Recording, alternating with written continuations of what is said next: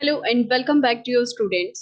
Literary terms and major forms यहाँ पर हम डिस्कस कर रहे हैं। ठीक है, क्लास वन में हमने एलिजी को डिस्कस किया था और जो मेजर फॉर्म्स ऑफ पोइट्री है उनको डिस्कस किया था। प्रोज की फॉर्म्स को डिस्कस किया था।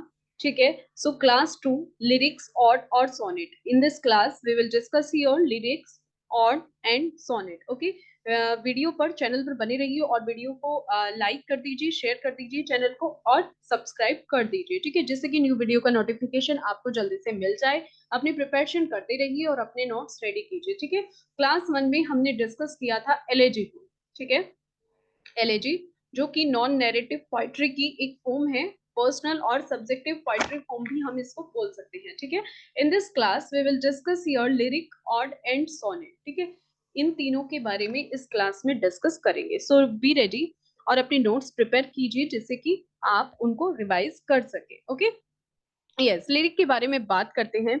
लिरिक एक शॉर्ट पोयम है कंपोज्ड फॉर सिंगिंग। ठीक है, जिसको कंपोज किया जाता है सिंगिंग के लिए।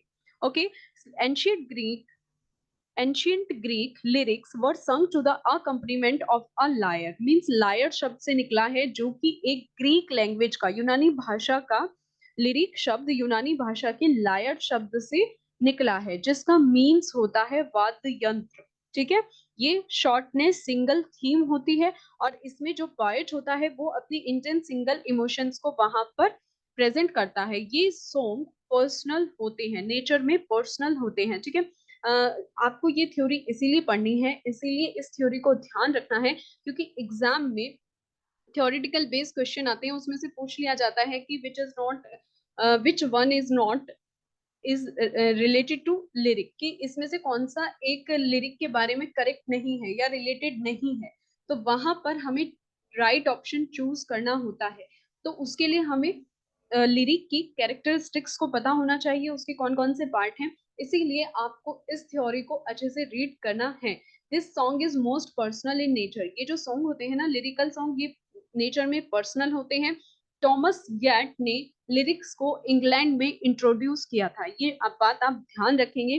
ठीक है, एलिजाबेथन एंड रोमांटिक पोएट्स ने बेस्ट लिरिक्स लिखे हैं, ये भी आप ध्यान रखेंगे क्योंकि एग्जाम में पूछा जा सकता है कि किस एरा के जो पोएट्स हैं उन्होंने लिरिक्स को लिखा है। ओके, एग्जाम्पल देख लेते हैं। लिरिक्स पीबी शैली ने लिखा है to a skylark, Robert Frost की stopping by woods on snowy evening. ठीक है, ये शॉर्ट होते हैं, सिंगल थीम होती है और इसमें जो इंटेंस सिंगल इमोशंस जो होते हैं वो लिखे जाते हैं। ये कोई सोच समझ के नहीं लिखा जाता। ठीक है, इसकी अभी कैरेक्टरिस्टिक्स के बारे में बात कर लेते हैं लिरिक्स की। ठीक है, ये शॉर्ट होते हैं, म्यूजिकल होते हैं। ठीक है, इनके एक्सप्रेशन सिर्फ एक इमोशन और मूड पर डिपेंड होते हैं। ठीक है, ये अनप्रीमीडिएटेड मेडिटेटेड होते हैं। मींस इनकी ये मेन कैरेक्टरिस्टिक है कि ये अनमेडिटेटेड होते हैं। मींस पहले से सोचे विचारे नहीं होते। ठीक है, it is not the result of any careful thought. ठीक है, कोई भी मतलब जैसे सोच समझ के या प्लान करके कुछ लिखा हो, ये स्पर ऑफ द मोमेंट होता है। अचानक से जो मनोस्थिति की अभिव्यक्ति है ना, उसको लिरिक बोला जाता है। और की बात करते हैं, और क्या होते हैं। ठीक है, और एक पोयम है जो मेट्रिकल स्ट्रक्चर को एलोबरेट करती है और ये लेंदी होती है। ठीक है, लिरिक तो शॉर्ट होते हैं लेकिन ये किस तरह की पोयम होती है, लेंदी होती है, सॉलम इन टोन। ठीक है, बहुत ही लंबी पोयम हो सकती है। और हमेशा एन एड्रेस यानी कि किसी को एड्रेस करते हुए लिखे जाते हैं, टू सम एब्स्ट्रैक्शन यानी कि किसी की क्वालिटी को बताते हुए, एड्रेस करते हुए ये लिखे जाते हैं। और हम कह सकते हैं कि ये संबोधन के रूप में भी होते हैं, मीन्स एड्रेस करने के रूप में होते हैं, एड्रेस करते हैं। ठीक है, ये यहाँ पर दोनों जो सीरियस लैंग्वेज और सीरियस थॉट दोनों को डिग्निफाइड करते हैं। ठीक है, इनका जो डेवलपमेंट है वो कैसा होता है, लॉजिकल होता है। Regular following a fixed stanza form और irregular following stanza used to vary in their metrical structure। means जो regular ओड होते हैं वो एक फिक्स्ड स्टेंजा फॉर्म को फॉलो करते हैं और irregular ओड जो होते हैं वो मीट्रिकल स्ट्रक्चर को फॉलो करते हैं। ये बात हम ध्यान रखेंगे। ठीक है, जो रेगुलर ऑड है वो फिक्स्ड स्टेंजा को और इरेगुलर ऑड मीट्रिकल स्ट्रक्चर को फॉलो करते हैं। फिलोसॉफिकल थीम होती है इनकी, ठीक है। दार्शनिक थीम होती है। ऑड को टू पार्ट्स में मेनली हम डिवाइड कर सकते हैं। पहला पार्ट आता है होरिशन ऑड।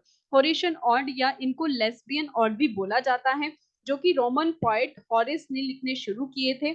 ठीक है, और वे ये पब्लिश होने शुरू हुए थे 23 बीसी यानी कि बिफोर क्राइस्ट में। ये इस तरह के जो ऑड होते हैं वो इंटेंस एंड पर्सनल होते हैं, इंटेंस एंड पर्सनल होते हैं।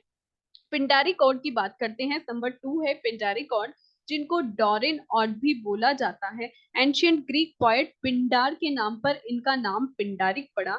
ठीक है, इनको क्या बोला जाता है? यस, इनको रेगुलर ऑड भी बोला जाता है, और इनको हम डिवाइड कर सकते हैं स्ट्रॉफी, एंटिस्ट्रॉफी और एपॉड में। ठीक है, it was also called choral ode, और इनको कॉरल ऑड भी बोला जाता है। तो ये आप ध्यान रखेंगे और अपने नोट्स में इंक्लूड कर लेंगे। स्ट्रॉफी, एंटिस्ट्रॉफी और एपॉड क्या होते हैं, इनके लिए अलग से वीडियो आएगी, ठीक है, वहां पर हम डिस्कस करेंगे। Okay, yes. नेक्स्ट आपकी जो एक और ऑड्स होते हैं, इंग्लिश ऑड्स उनको बोला जाता है। ठीक है, जो कि शैली और कीट्स के द्वारा लिखे गए थे। इस तरह के ऑड्स को इरेगुलर ऑड्स बोला जाता है। ठीक है, इस तरह के ऑड्स रेगुलर ऑड्स बोले जाते हैं। सोनेट की बात करते हैं। सोनेट एक 14 लाइन की पोयम होती है, जिसमें वेरिएबल राइम स्कीम होती है। राइमिंग स्कीम जो कि ओरिजिनेट इन इटली और लाई गई थी, कहां से ली गई थी? इंग्लैंड से। किसके द्वारा? Sir Thomas Yard and Henry Howard Howard earl of सरे। ठीक है, कौन सी सेंचुरी में? 16 सेंचुरी में। ये भी क्वेश्चन बन सकता है कि जो सोनेट है वो किस सेंचुरी में लाए गए थे? 16 सेंचुरी में उनका यूज किया गया था। ठीक है, ओरिजिनेट कहाँ से है? इटली से, और brought to England by Sir Thomas Yard. ठीक है, इनका ध्यान रखेंगे, by Sir Thomas Yard and Henry Howard and Earl of Surrey in 16 century, इनके द्वारा ये यूज किए गए थे। ठीक है, यस। लिटरेरी मीन्स होता है इनका सोनेट का लिटिल सॉन्ग। ठीक है, सोनेट ट्रेडिशनली रिफ्लेक्ट होते हैं सिंगल सेंटीमेंट पर, जिसमें वो क्लैरिफाई करते हैं टर्न को। ठीक है, किसी थॉट के टर्न को, जिसमें लाइंस कंक्लूडेड रहती हैं।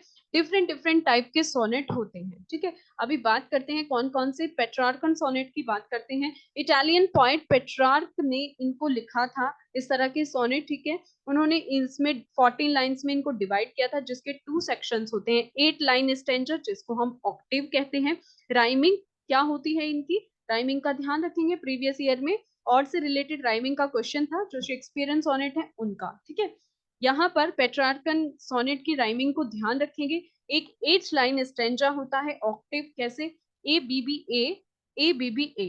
ठीक है, ये टोटल कितने हैं? 8, यानी कि 8 लाइन स्टैंजा इस फॉर्म में होता है। आगे हम समझेंगे कि किस तरह से रखे जाते हैं स्टैंजा में ये लाइंस। और 6 लाइन स्टैंजा सेस्टेट होता है। ठीक है, राइमिंग स्कीम सेस्टेट होती है, जैसे C D C D C D और सी डी ई सी डी ई। ठीक है, जॉन मिल्टन का जो when I consider how I spent my life, इस तरह से जो सोनेट है वो पेट्रार्क फॉर्म में ही है, पेट्रार्कन सोनेट का ही एग्जांपल है। तो आप इसको ध्यान रखेंगे। यस, नेक्स्ट डिस्कस करते हैं। नेक्स्ट, पेट्रार्कन जो पोयम्स है उनको 2 सेक्शंस में हम डिवाइड कर सकते हैं। ठीक है, मेनली इनका जो पर्पस है, क्या पर्पस था कि किसी क्वेश्चंस को अपने आप से पूछना और फिर एंडिंग लाइन तक एक आंसर पर, एक कंक्लूजन पर पहुंच जाना। ठीक है, तो इस चीज को भी ध्यान रखेंगे। ये पेट्रार्कन पोयम्स की आइडेंटिफिकेशन है। थीमेट्रिकली, यानी कि जो थीम होती है इनकी, ऑक्टेव और first 8 lines often makes a proposition which ask a question और डिस्क्राइब अ प्रॉब्लम। ठीक है, इनकी थीम क्या होती है? ऑक्टेव जो पहली 8 लाइन है उसमें पोएट एक क्वेश्चन पुटअप करता है और उस प्रॉब्लम को ढूंढने की कोशिश करता है। ठीक है, सेस्टेट में फाइनल 6 लाइन में वो रिजोल्यूशन या फिर सॉल्यूशन उस क्वेश्चन का ढूंढ लेता है। तो ये हम ध्यान रखेंगे। ये हम बात कर रहे हैं पेट्रार्कन सोनेट के बारे में। ठीक है, अब ये जो क्वेश्चंस हैं ये कॉमन होते हैं ट्रांजिशन में। मींस जो इनका डिस्क्रिप्शन होता है ना क्वेश्चन का या प्रॉब्लम का, तो इनका जो सॉल्यूशन है वो खुद ही नाइन्थ लाइन में पेट्रार्कन सोनेट में दे दिया जाता है। ठीक है, टोटल कितनी लाइंस होती हैं? 14 लाइंस। नाइन्थ लाइन में इनका रिजोल्यूशन दे दिया जाता है, यानी कि जो सॉल्यूशन है खुद ही इनका सॉल्यूशन पॉइंट दे देते हैं। ठीक है, शिफ्ट होती है ये प्रॉब्लम रिजोल्यूशन की, उसको टर्न और वोल्टा कहते हैं। जब ये प्रश्न आंसर की ओर शिफ्ट होते हैं तो इसको टर्न या वोल्टा कहा जाता है। आई होप कि आप अच्छे से समझ गए होंगे, ये क्लियर हुआ होगा।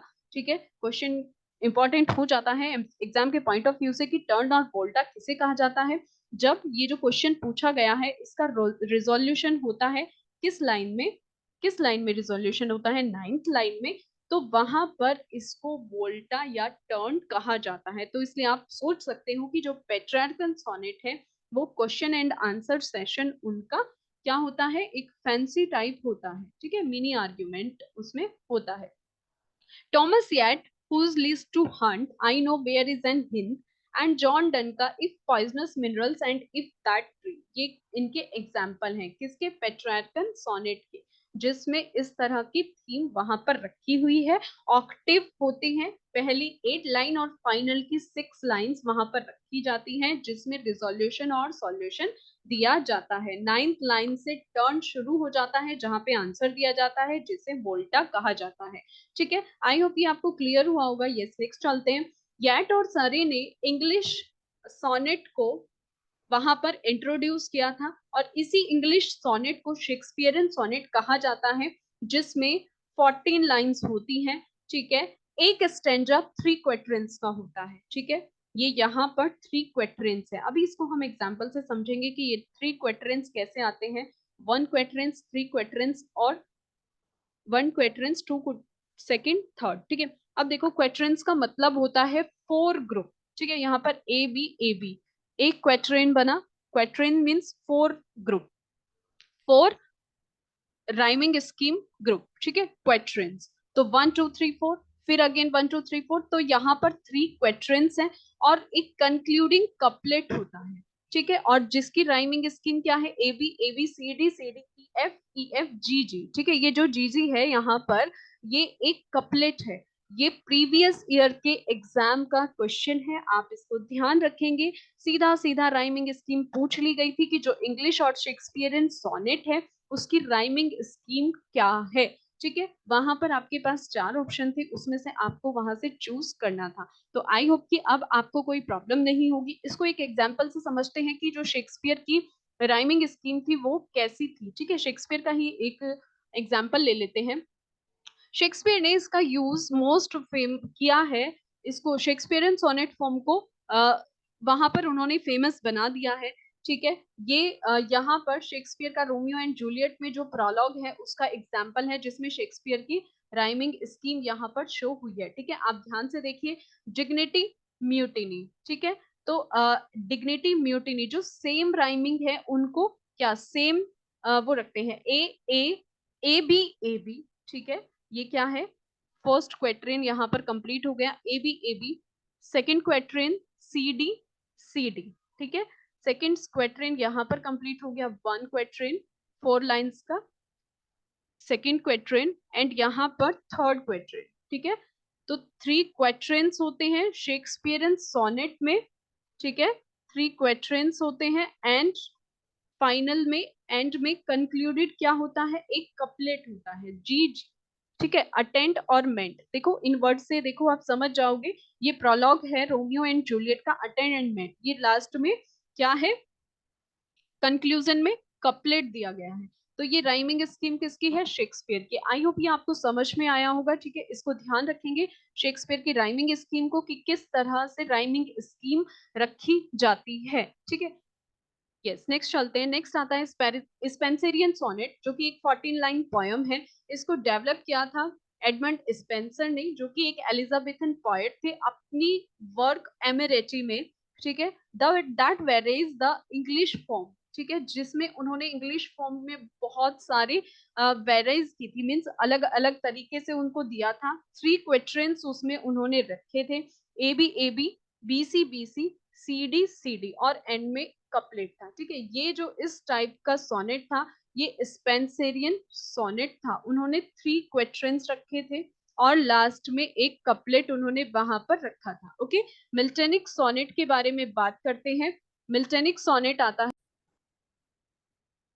तो now we will discuss here Miltonic sonnet. ठीक है, मिल्टनिक सोनेट में उन्होंने क्या रखा है, मिल्टनिक सोनेट में same rhyming scheme like a Petrarchan sonnet की तरह उन्होंने रखी है, A B B A C D E. ठीक है, फाइनल ऑक्टेव रखा है और सेस्टेट रखा है। ठीक है, ऑक्टेव में क्वेश्चन पुटअप किया जाता है और सेस्टेट में उसी का ही रिजोल्यूशन यानी कि सॉल्यूशन दे दिया जाता है। ठीक है, पेट्रार्कन सोनेट पर आधारित थे मिल्टनिक सोनेट, लेकिन इनकी थीम डिफरेंट थी, ये आपको याद रखना है।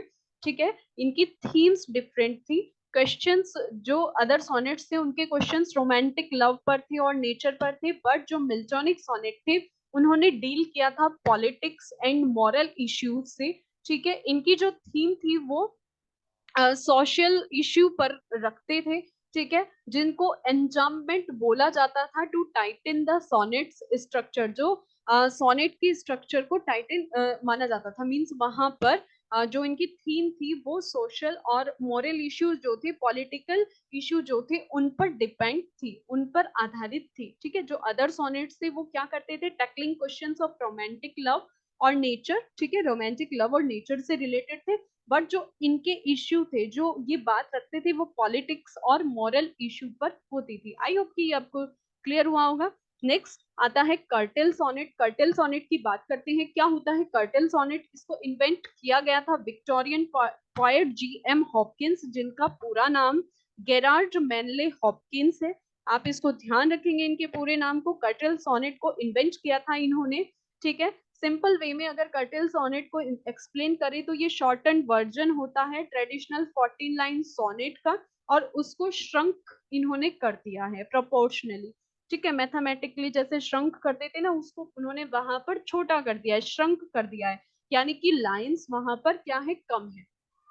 हॉपकिंस इंटरेस्टेड थे मैथमेटिकल प्रोपोर्शन ऑफ सोनेट्स में। ठीक है, ये आप ध्यान रखेंगे। कर्टेल सोनेट इवन लाइन से 11 लाइन से बना हुआ है, टोटल 11 लाइन से बना हुआ सोनेट है, जिसमें 3 क्वार्टर्स होते हैं। ठीक है, 3 quarters the length of a traditional sonnet. Traditional sonnet से कम 3 क्वार्टर्स होते हैं सिर्फ 11 लाइन के। ठीक है, ये आपको क्लियर हुआ होगा।